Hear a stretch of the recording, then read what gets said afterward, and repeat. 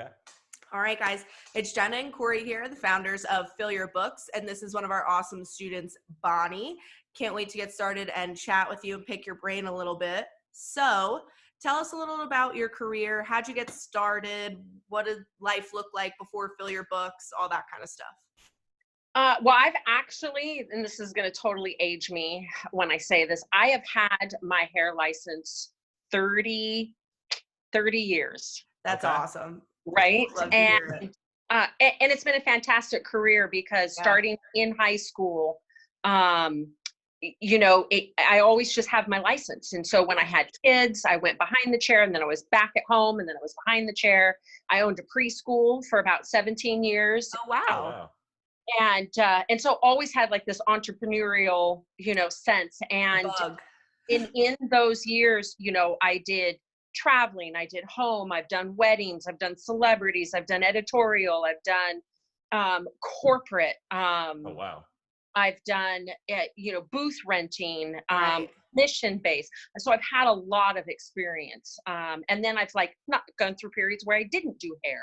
Right. Right. For family and friends, and then back behind it. So But that's what's awesome about our career, isn't it? It's always there for you when you need it, or Absolutely. if you need to step away, you can, and then you can come back full force. So that's really cool that you've kind of dabbled in all things. Yeah.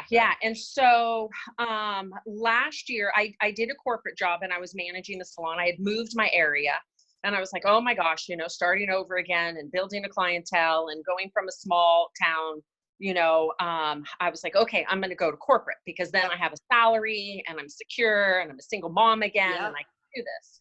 Just And feels better. Right. And corporate was definitely not for me. Yeah. Right. It came with its own plethora of problems. Yes. Yeah. And so I left, and I went and I found myself booth renting, because the state of California has changed its commission laws. So I was always curious about it. I always saw the articles popping up, and I was like, something crazy going on over there. yeah, and it's definitely shifted our industry. So before, you could step into a salon and be just commission, which was great, because the commission base, they paid for the color, they paid for the back bar, they paid for everything, and you just shared whatever walked in. So you didn't have any upfront costs. With that, then stylists sometimes are not super motivated to go and market their business, and so they wait for clients just to walk in the door. Mm-hmm. And now the state of California said, yeah, you can't do that, because you could maybe be there 40 hours a week, but Monday and Tuesday have no clients. Right. And then they have a 12-hour day. Mm-hmm. So they said, no, you have to be hourly, base hourly, and then you can base your commission after that. Oh, wow. Interesting. Right. And I get the labor side of it, right? Because there Yes. are maybe Monday, Tuesday, I am in the salon 8 hours, and I worked and I swept and I did laundry and I did stuff, but I didn't make any money on my pay. So my time wasn't. Right. So I get what California is saying behind that. Mm-hmm. But for an independent salon, like a brand new owner that has just her salon, they can't afford to pay. I heard small business, an hourly wage when clients aren't coming in the door. So now everybody is switching to booth rental. Gotcha. Right. And then with the booth rental, the booth rent is expensive. Yeah. Average booth renting in California, I'm going to say, is between 12 and maybe 1,500 a month. Yep. For full time. And then you have all your expenses on top of that. Right. So you would say being able to produce your own clientele is pretty dang important over there in California. Absolutely. Yeah. But then what happens, though, that you step into a salon and you're booth renting, is the salon owner got their job, right? Like they're dealing with their insurances and their rent and their utilities and the water bill and all of that. And they might have monthly meetings that maybe get you go out, pass out your business cards, go to the Chamber of Commerce, your typical surface stuff. level kind of stuff. Exactly. And that's where I found myself. I was like, okay, corporate's not for me. Doing this, booth renting in a salon is great. Like I have control over my hours. I have control over my days, but their foot traffic is not there. This is all on me. Totally. Like, what do I do? And that's when I got the computer and was like, okay, maybe it's time to take a class. Like instead of taking a $1,500 balayage class, right. I need to invest in the business side of my business. Yeah. So so let me ask you this. Did you go online searching for a class, or did we happen to like stumble upon your news feed and that's how you found us? I went online and searched for classes, and Okay. then I did my research on 3.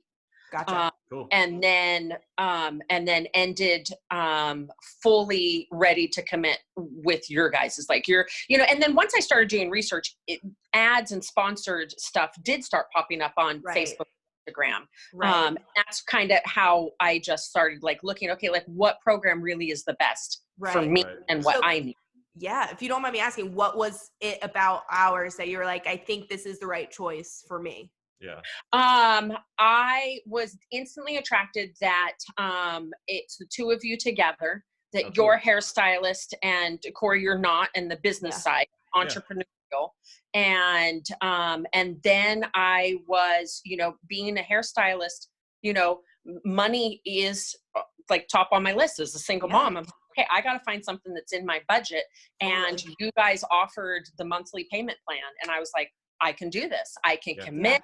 I have the monthly, it's auto debited. I can do the classes. I thought the classes were super easy to understand.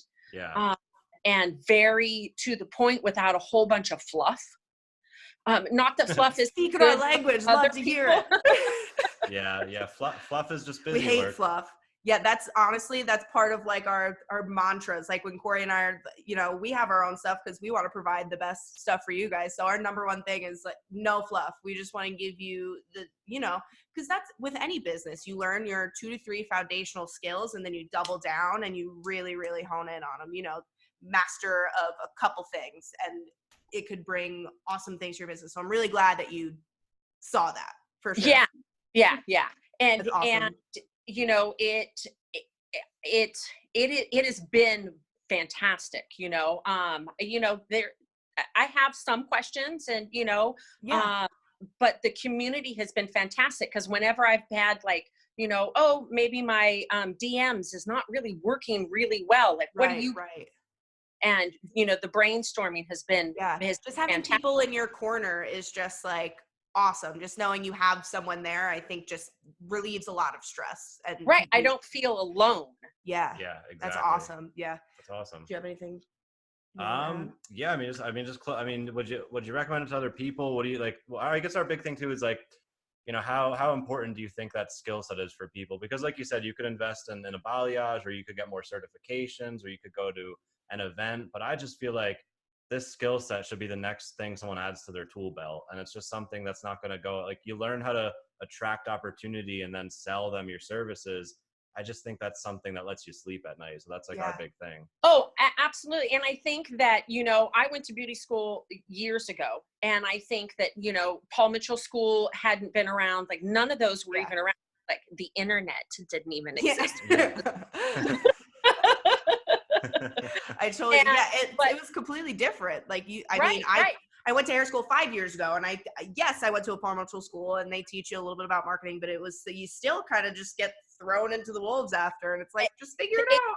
I was going to say that, technology has changed, color formulations has changed, a lot of styles have changed over the years, but beauty school and fresh out, there's still a missing component of the business aspect. 100%. The entrepreneurial business, it's like their job is to get you to pass state board.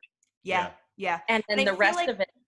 I was going to say, you brought up a good point. I feel like there's a lack of, because even if you are commissioned, there's still so much entrepreneurial aspects that go into it. And I feel like if people were just shifted into that mindset and change their perspective a little bit and realize, like, even if you are commissioned, like if you're in control and you can bring in your own clientele, you could still make a killing at your commission salon if that's what you want to do, Absolutely. And I think it would benefit everyone across the board if they just did a little bit more of like confidence building, in the sense of like, no, like you got it, and you can just go whichever way that you so choose, and one's not better than the other. And think it's like a shifting of the mind shift, right? Yeah. Like Yeah. we look at ourselves as, oh, we're hairstylists, Yeah. but I think if we like shift our mind a little bit, like I'm a business owner. Yeah. Yeah, I exactly. own my business and Yep. I happen to do beautiful hair in that. Like, Which is if I awesome. was gonna open Yeah. a coffee shop, if I was going to open a shoe store, Yeah. you know what I mean? I think that it's really bringing awareness to a hairstylist that we are first business people and we Yeah. have to train ourselves in that mindset, and That's then awesome.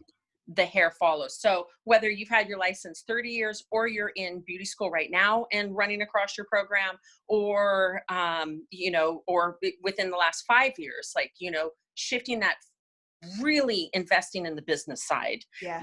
then all of the other frustrations kind of just take care of themselves. It's Yeah, very true. Yeah, we That's so talk about, true. yeah, there's such a big thing like pricing. What do I charge? How do I raise prices? And my answer to that is like, well, just line up 100 people in front of you and charge what you want. That's the problem, is you don't have the people asking. It's like the supply and demand thing. If there's no demand, then the supply, you have to charge whatever the market wants. But if the demand is high, then you charge what you want. And so that's That's like right.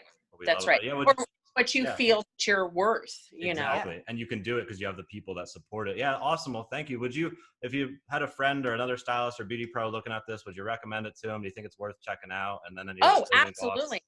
Absolutely. And I would Awesome. say, hurry up and sign up, and then I'll find you on the Facebook group. Yes. We will be there. I loved the contest that you ran where we were setting our goals. Oh yeah, that was we so loved fun. that Yeah, we're one. gonna do another one soon. Yeah. It's that whole community of everybody just like, look, there's an abundance of clients out there, Yeah. and they want to spend their money on Totally. hair. Yeah. Totally. Yes. Yes. awesome. Yes. We You're love speaking it. my language. I'm getting the goosebumps. I love it. Right.